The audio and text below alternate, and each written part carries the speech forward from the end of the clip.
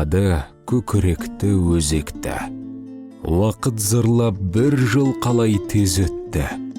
Аңсағанда өзіңізді әкежан, жан жүректен сағыныштың сыз өтті.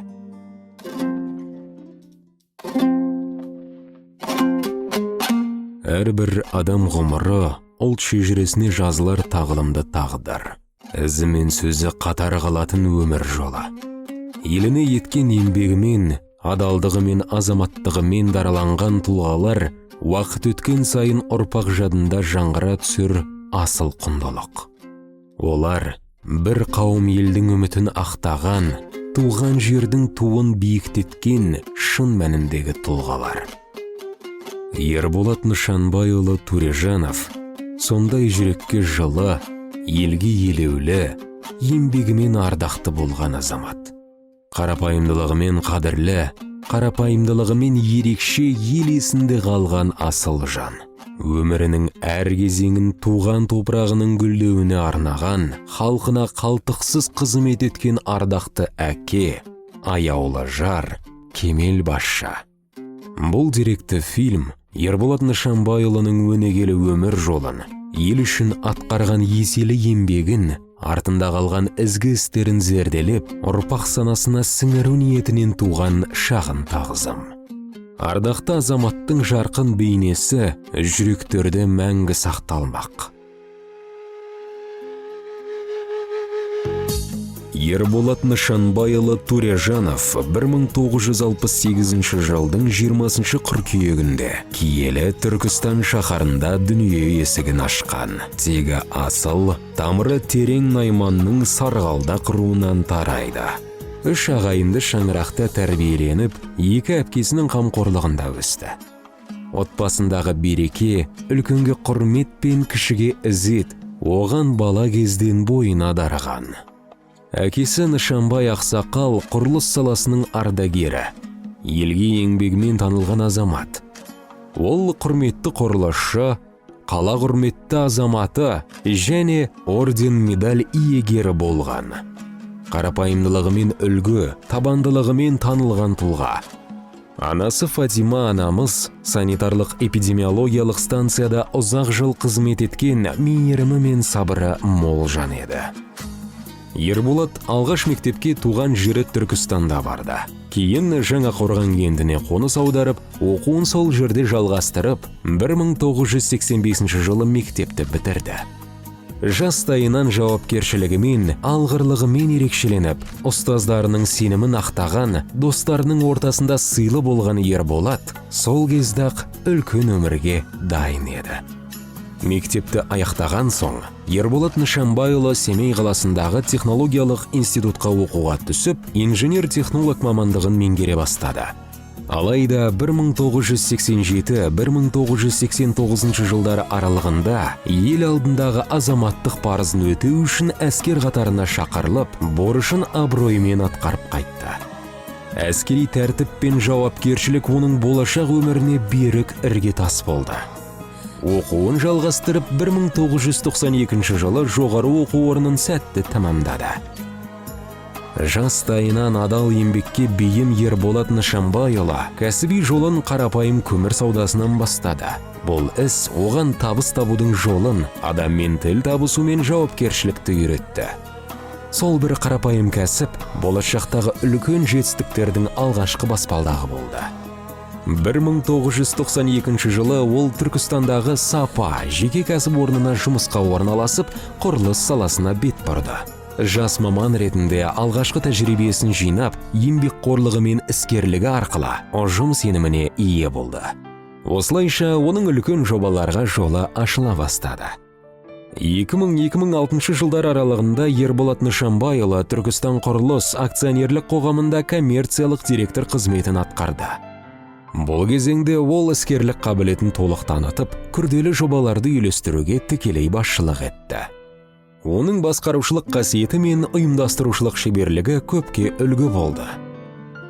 2006 жылдан бастап өмірінің соңына дейін Ерболат Нышанбайұлы Ныш-Ер жауапкершілігі шектеулі серіктестігінің директоры болып қызмет атқарды. Бұл компания тек құрылыс мекемесі ғана емес, тұтас өңірдің даму жолында маңызы зор кәсіпорынға айналды.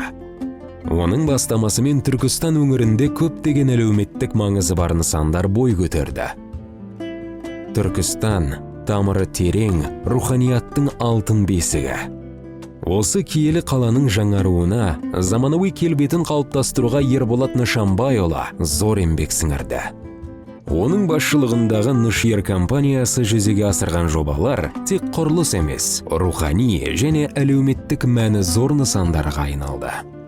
Әкеміздің тікелей басшылығымен қалада 11 мектеп, 6 балабақша, 36 қабатты тұрғын үй салынды.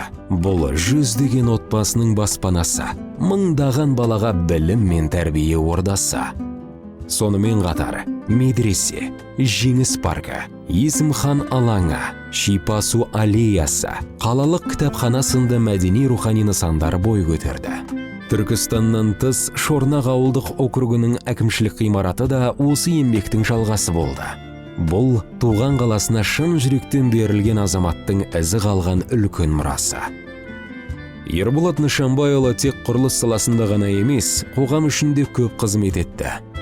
Өз қаражатына Қабанбай Батырдың ескерткішін орнатып, мектептерге спорт зал салып берді. Жетім жесірге көмектесіп, ел басына күн туған сәттерде, әсіресе су тасқыны мен басқа да апаттар кезінде, Нышйер жауапкершілігі шектеулі серіктестігінің атынан материалдық және техникалық көмек ұйымдастырды. Нағыз жүрекпен істелген жақсылықтар ел есінде. Атқарған еңбегі елеусіз қалмай көптеген марапаттарға ие болды. Оңтүстік Қазақстан облысы және Түркістан қаласы әкімінің алғыс хаттары, қалаға сіңірген еңбегі үшін, ерен еңбегі үшін, елеулі еңбегі үшін медальдары. Құрметті құрылысшы, ұлттық рухты көтеру жолындағы еңбегі үшін төс белгілері. Қазақстан Республикасына 25 жыл және 30 жыл мерекелік медальдары. Матай Бөрібай Батыр медалі. Түркістан қаласының құрметті азаматы атағы. Лучшие люди СНГ кітабына енгізілуі. Алтын жүрек марапаты. Сонымен қатар өзі басшылық еткен компания үздік құрылыс мекемесі атағын иеленді.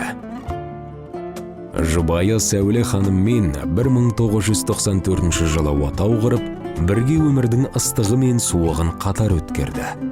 Екеуі 4 баланы, 3 қыз бен 1 ұлды тәрбиелеп өсіріп, тағылымды тәрбие мен терең білім беруді басты парыз санады. Балалары ер жетіп, жеке жолын тапқанда, олардан 3 немере сүйіп, аталық қуанышқа бөленді. Ерболат Нышанбайұлы, үлгілі әке, ардақты жар, ағайынға пана, елге қамқор болған парасатты тұлға. Асқар Тау әкеміздің бұл дүниеден озуы тек отбасымыздың емес, тұтас елдің қабырғасын қайыстырған ауыр қаза болды. Жаназа намазына 5000-нан астам адам қатысып, халық ақтық сапарға ерекше құрметпен шығарып салды. Бұл халықтың шынайы ықыласы мен ризашылығының айғағы еді. Абай атамыздың өлді деуге бола ма, айтыңдаршы, өлмей тұғын артына із қалдырған дегені секілді, Ерболат Нышанбайұлының өмірі адалдық пен адамгершіліктің жарқын үлгісі, қайырымдылық пен елге қызмет етудің мәңгілік мұрасы. Халық даналығында айтылатын жақсының аты мәңгілік сөзі әкемізге арналып айтылғандай. Алла тағала жасаған барлық жақсылығын сауапқа айналдырып, жәннаттан мекен берсін. Жатқан жеріңіз жайлы, топырағыңыз торқа, жаныңыз жәннатта болсын, ардақты әкешім.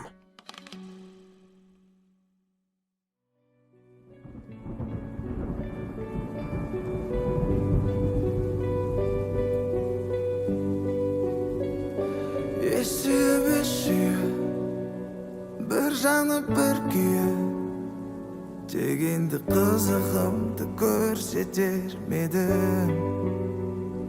Көп еді арманым, саған кеп жан жарым, сәлем салса деп едім, бірақ үлгермедім. Көп сөздер айтылмады, көп сөздер айтылмады, құшақ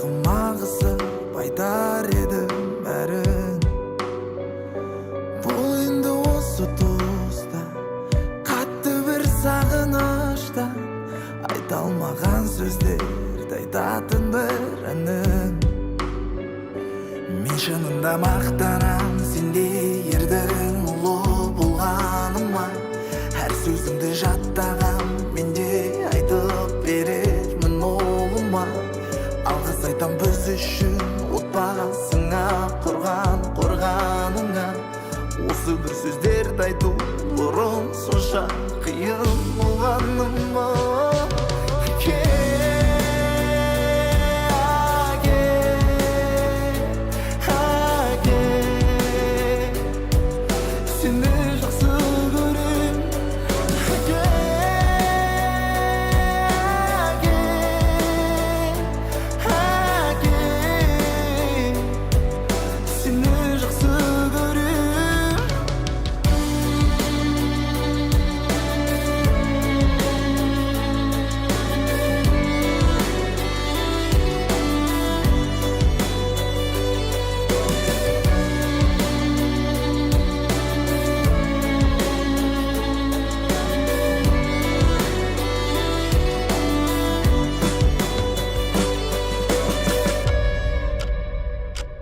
Болса да естемін, әкесіз өспедім. Еркелетім, ержеттім, көз алдыңда шүкір. Анашымда жалғыз, болмағанына алғыс. Барлық қиындыққа төз алдыңда шүкір. Білесің, шынында мен шүкір етем. Сенің тәрбиеңді алмасам не істейді екем. Кезінде өзінше ой папа қойшы десем де, айтқан ақылыңның бәрі есімде өшпейді екен. Бірақ несін жасырам пап, қатты сағынам. Өзіңе тартқан білесің барлық жағынан. Анашым мен әпкелеріме өзім бас көз болам. Енді тек жұмақ күтсін сен әке алдыңнан.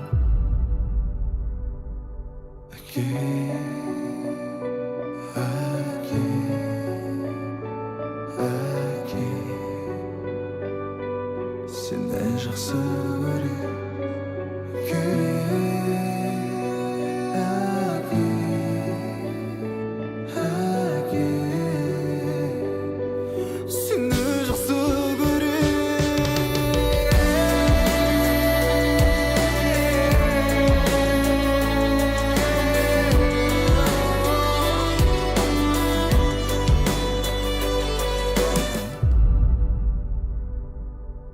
Again.